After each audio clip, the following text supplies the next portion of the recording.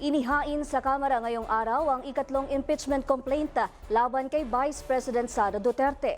Ang kabuang detalye ng balitang yan ihahatid sa atin ni Judea Bernardo live mula sa House of Representatives. Judea? Joanna, dumating nga dito sa tanggapan ng House of Representatives kanina ang grupo ng mga pari, madre at abogado upang maghain ng panibagong impeachment complaint laban yan kay Vice President Sara Duterte, ang ikatlo ngayong taon. Kasama ng grupo si Mamayang Liberal Party List Representative Laila De Lima.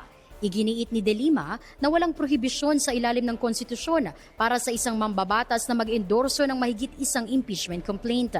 Aniya, nang makita nito ang ikatlong impeachment complaint laban sa Vice-Presidente, nakitaan niya ito ng maraming supporting evidences at nakatitiyak umano siya na lulusot ito sa pagdinig ng House Justice Panel kaugnay ng sufficiency in form at sufficiency in substance. Dalawa pang naunang impeachment complaints ang nag-akusa kay Duterte ng umano'y maling paggamit ng pondo ng bayan. Sa isa sa mga ito, muling ibinango ng aligasyong nagbanta umano ang Vice-Presidente na ipapatay ang dati niyang kaalyado na si Pangulong Ferdinand Marcos Jr. na mariin namang itinanggi ni Duterte. Sa ilalim ng konstitusyon ng Pilipinas, kapag na-impeach ng Kamara ang isang opisyal, otomatikong magsasagawa ng paglilitis ang Senado.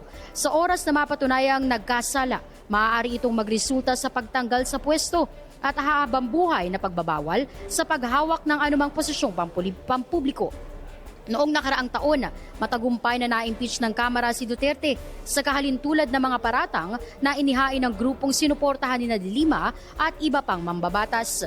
Hindi naman nagbigay ng komento ang palasyo kaugnay rito. Ayon kay Palace Press Officer Undersecretary Atty. Claire Castro, proseso pa rin ang dapat manaig at mananagot lahat ng dapat managot. Yan muna ang pinakamaiinit na balita mula rito sa Kongreso. Ako po si Judea Bernardo, DATV News. Maraming salamat sa iyo, Judea Bernardo.